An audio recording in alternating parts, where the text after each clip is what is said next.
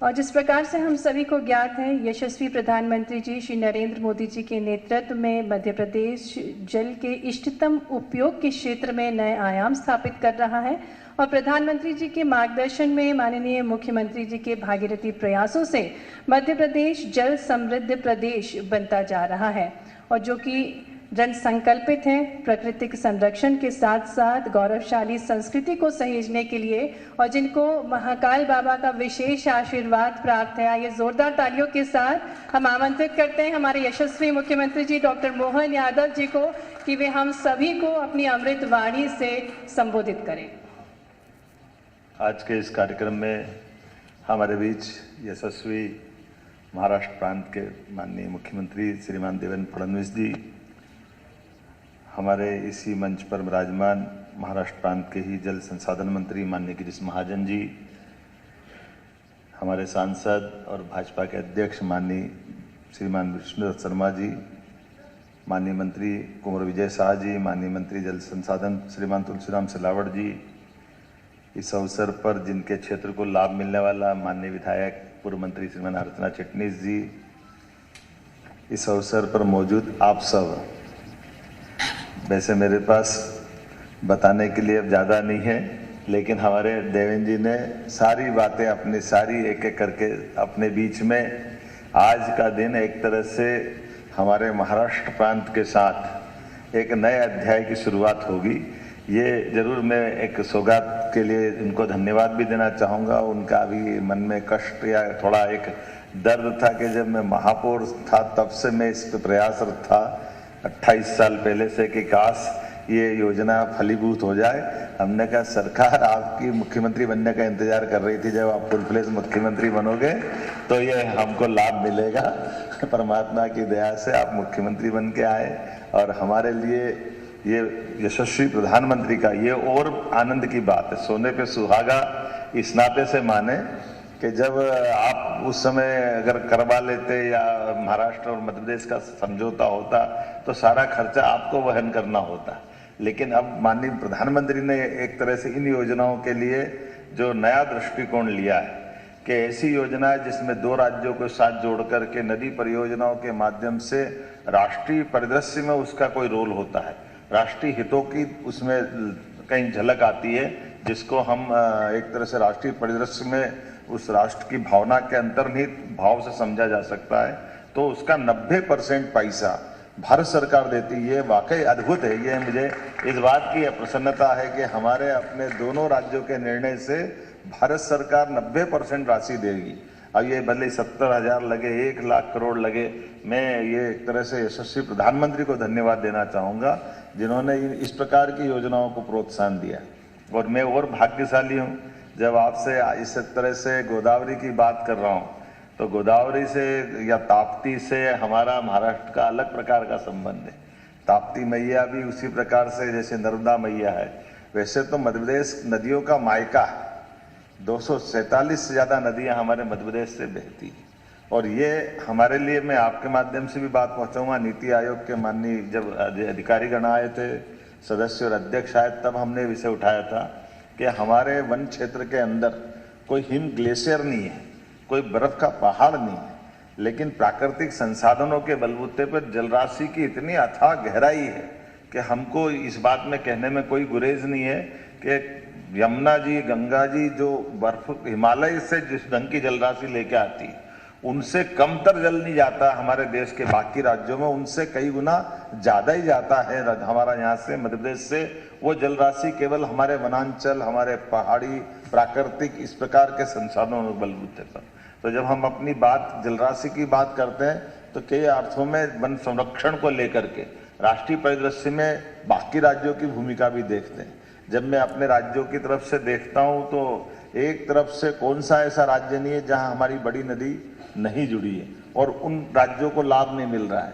जैसे अभी हमने थोड़े दिन पहले ही 25 साल से, जैसा आपने कहा ऐसे 25 साल से हमारा तो आपका मुकदमा नहीं चल रहा था, लेकिन राजस्थान सरकार के साथ तो high court, supreme court, Parvati, Kali Sindh, Chambal योजना में 25 साल से इसी बात का झगड़ा चल रहा था कि ये पानी हमारा, ये पानी हमारा।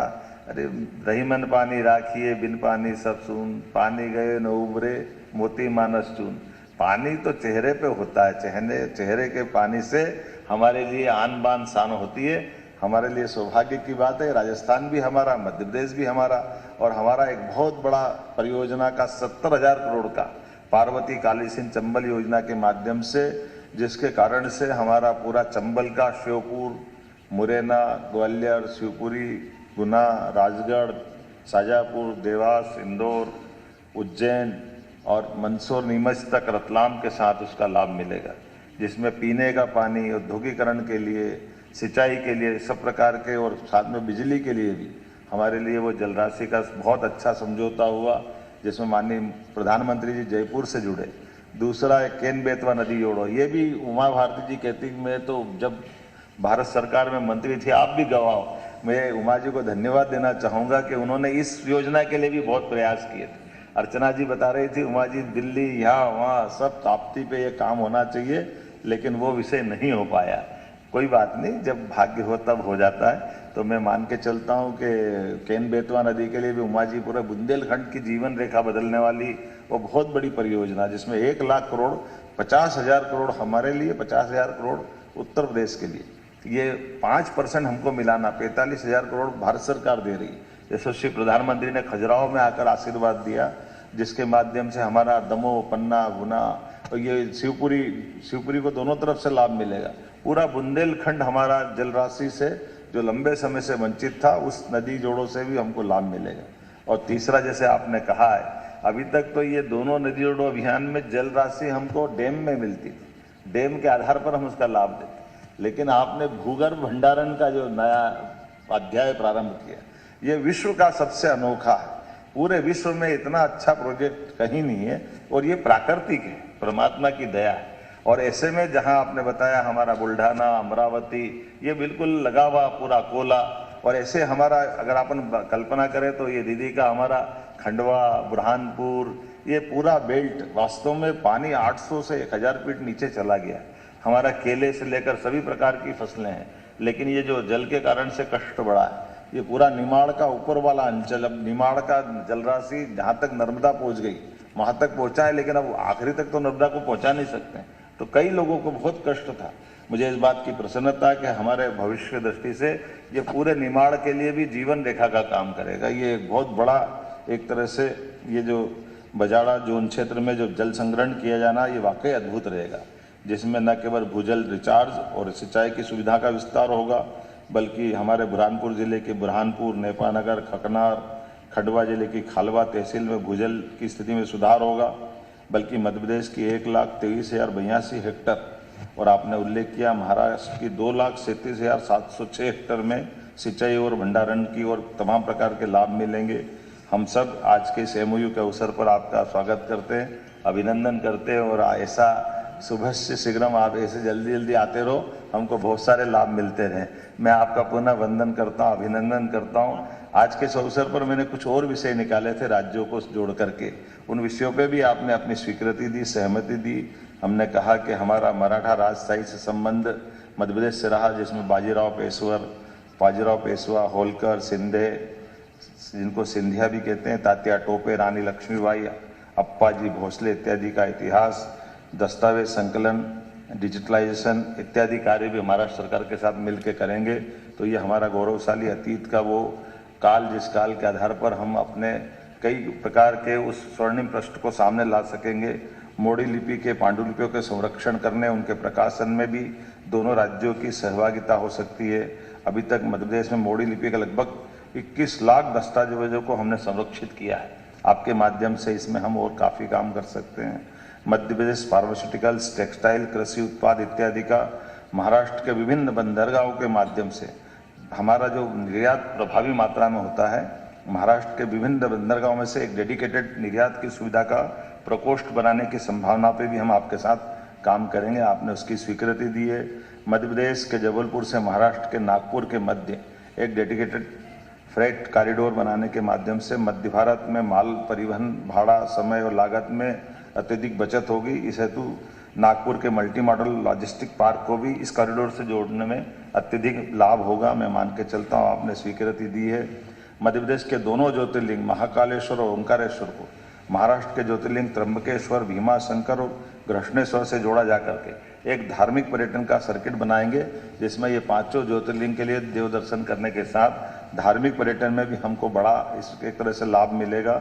मध्य प्रदेश के बुरहानपुर के केला महोत्सव, रत्नागिरी का आम महोत्सव, हमारी दीदी भी बैठी है और ये हमारे फलों के उत्पादन के साथ हमारी ये जो एक तरह से बागवानी वाले क्षेत्र में आपस में परस्पर काफ़ी लाभ मिल सकता है। देवी अहिल्याबाई के सांस्कृतिक, धार्मिक, प्रशासनिक अवदानों को माध्यम से यथा नृत्य नाटिका, film, light and sound show, projection mapping इत्यादि के साथ साथ दोनों प्रदेशों के प्रमुख शहरों में आपस में साझा करके हमारी उस गौरवशाली अतीत की विरासत को मैं आपको धन्यवाद देना चाहूँगा। आपने महारानी अहिल्याबाई के लिए हम अपना कैबिनेट इस साल 20 मई को इंदौर राजवाड़ा में कर रहे हैं। 31 मई को बड़ा कार्यक्रम अपना भोपाल में होने वाला है और आप अहिल्याबाई की जन्म स्थान पर अपनी कैबिनेट करने वाले हैं यहाँ की आधार पर। तो ये एक तरह से अहिल्याबाई भी हमारा संबंध प्रगाढ़ कर रही, मैं आपको धन्यवाद देना चाहूँगा। भगवान दत्तात्रेय नाथ परंपरा भरतरी का संबंध मालवा, निवाड़, महाराष्ट्र से गहरा रहा है। नाथ परंपराओं के संरक्षण को लेकर भी हमारे विकास की कई सारे कामों को आपस में कर सकेंगे। यूनेस्को की धरोहर जैसे अजंता एलोरा, खजुराहो को पर्यटन सर्किट से जोड़ते हुए, और जैसे अजंता एलोरा की गुफा है ऐसी हमारी मंदसौर जिले में धर्मराजेश्वर गढ़ के अंदर भी एक चट्टान के अंदर ऐसी अद्भुत रचना बनी है। एक तरह से पुरातात्विक संपदा के इस प्रकार के एक दूसरे से शेयर भी करेंगे और जिज्ञासुओं को इसका लाभ दिलाएंगे। बोलने के लिए तो बहुत कुछ है, लेकिन मान के चलने के जैसे मैंने कहा है, ऐसे अलग अलग मंत्रालयों के साथ कई सारी चीज़ों में हम परस्पर मिलकर के यशस्वी प्रधानमंत्री के नेतृत्व में अपने अपने राज्य की बेहतरी के लिए और ऐतिहासिक और गौरवशाली विरासत को समृद्ध करने के लिए हम काम करते रहेंगे। आज के इस अवसर पर मैं आपका हृदय से पुनः अभिनंदन करता हूँ। आज का ये दिन वाकई अद्भुत है। मेरी अपनी ओर से पुनः आपका स्वागत है, अभिनंदन है। बहुत धन्यवाद। बहुत बहुत धन्यवाद माननीय मुख्यमंत्री जी। और ये तीसरी बड़ी राष्ट्रीय परियोजना है जिससे जल समृद्ध बनेगा हमारा मध्य प्रदेश। इसी प्रकार से आपके नेतृत्व में समृद्ध बनता रहे हमारा मध्य प्रदेश। और कार्यक्रम में आभार प्रस्तुतिकरण के लिए आभार के पश्चात प्रेस वार्ता होगी और उससे पूर्व मैं आमंत्रित करना चाहूँगी अपर मुख्य सचिव, और जैसा कि निर्देश प्राप्त हुआ है आभार से पहले हम प्रेस वार्ता करेंगे। तो हमारे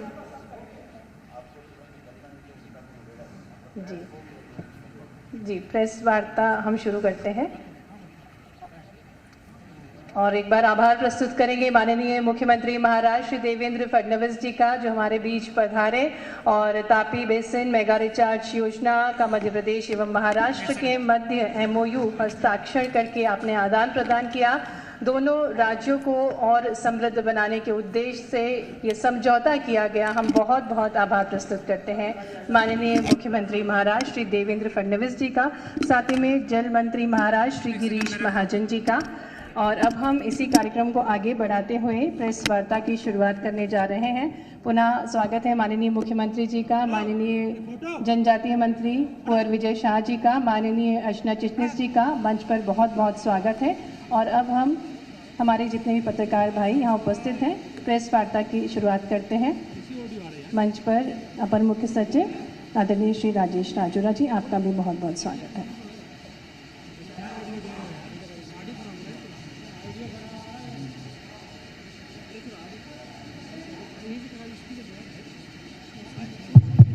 एखादा कोई माइक होगा, कैसे करेंगे?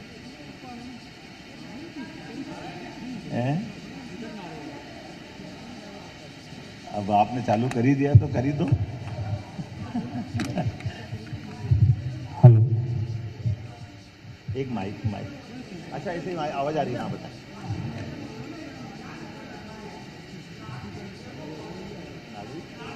माइक खराब है सर, स्पीकर खराब है साउंड के लिए।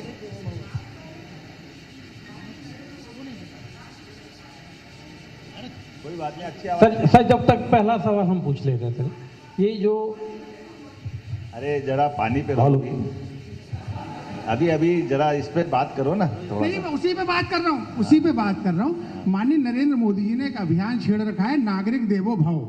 और आपकी जो परियोजना है वो नागरिक देवो भव के ही एक आकार के साथ में, उसके हिस्से के साथ में आगे बढ़ रही है। चूंकि माननीय फडणवीस जी ने कहा है कि गुप्त नदी के रूप में भी उसको देखा जा रहा है, बाकी चीजें भी हैं, तो इसमें टेक्नोलॉजी का इस्तेमाल कितना करेंगे? क्योंकि माननीय नरेंद्र मोदी जी ने जो कहा है नागरिक देवो भव, वो टेक्नोलॉजी के सहारे आगे बढ़ रहे हैं, आप इसको किस रूप में लेके जाएंगे? वैसे तो आपने प्रश्न अच्छा किया है, लेकिन एक संयोग बताऊं आपको, नागरिक देवो भव, हमारे देवेंद्र फडणवीस जी का नाम घर में देवा ही है, तो हमारे लिए एक तरह से ये देवो भव की इस भावना के परिलक्षण में हमारे लिए खास करके ये जो बजट है जिसमें आपने टेक्नोलॉजी की बात कही है, ये उसका एक प्रतिरूप भी है कि जो नवीन तकनीक के आधार पर न केवल योजना होगी बल्कि उसका लाभ भी मिलेगा। ऐसी एक दो और योजना है, जैसे 28 साल पुरानी जिस योजना का उन्होंने कहा है कि ये जिससे नागपुर को पानी मिलेगा, वो भी टेक्नोलॉजी आधारित ही है, क्योंकि जब उससे जो पुराने समय में जिसके कारण विवाद था वो 65 किलोमीटर लंबी लाइन थी, अब उनको हमने 60 में एक नई टेक्नोलॉजी के आधार पर 32 किलोमीटर में उस तरह से उस योजना को पूरा करने के लिए प्लान बनाया।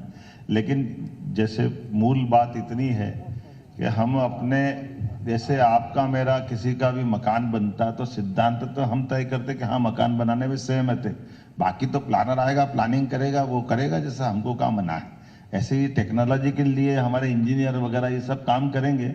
सिद्धांत तो हम इस बात से सहमत है कि ये बड़ी परियोजनाओं पे काम करने के लिए दोनों राज्य सरकार सहमत है। सर मेरा सवाल ये है कि मतलब आप राजस्थान में पार्वती काली, थोड़ा माइक हम थोड़ा सा दूर रख लो तो ठीक हो जाएगा ना सर। अब आप लोगों जैसे बोलने की आदत कम है ना सर, वो हमको आदत है ना, इसलिए तो कह रहे सुनने की भी। सर जैसे राजस्थान में आपने पार्वती काली सिंधु हुई, उसके बाद उत्तर प्रदेश की केन बेतवा हुई और तीसरा आपका ताप्ती बेसिन हुई। तो आपके मुख्यमंत्री बनने के बाद मतलब आप तो ऐसे एक्ट कर रहे हैं जैसे वाटरमैन ऑफ मध्य प्रदेश, नए वाटरमैन हो गए आप। तो ये जो योजना है आपकी सर, ये कैसे दूसरी योजनाओं से अलग है? नंबर 2, इसमें आगे आम आदमी समझ सके, इसमें आगे लोगों को कैसे फायदा अपने मध्य प्रदेश में होगा? देखिए, अब मैं अतीत में किसी की निंदा तो नहीं करूंगा, लेकिन उनने खुद ने ही कहा था कि जब वो यहाँ आए थे, मनोहर लाल जोशी मुख्यमंत्री थे महाराष्ट्र के और ये महापौर थे उस समय नागपुर के लिए पेयजल के लिए इस नदी जोड़ों में उनका उस समय पानी के जो उनका अपना पुराना एमओयू था उसके आधार पर डिमांड थी इनकी। लेकिन 28 साल पहले तत्कालीन कांग्रेस के हमारे मुख्यमंत्री माननीय दिग्विजय सिंह जी ने उस समय उनसे उस तरह की बात को नहीं जम पाया। कोई बात नहीं, 28 साल हो गए, पानी तो रोज बहता, पानी कौन रुक रहा है? ना हम कोई उपयोग कर पाए ना वो कोई उपयोग कर पाए। तो हमने कहा बैठ करके अब जो हमारा पानी है, हमारे राज्य की जितनी चिंता है उसको चिंता दूर करते हुए बाकी का पानी एक्स्ट्रा है तो हम आपको दे सकते हैं। ऐसे ये जो अभी ये ताप्ती की हमने जो बात कही है उसका भी ये आकलन किया है कि हमारे लिए पानी तो रोज जा ही रहा है।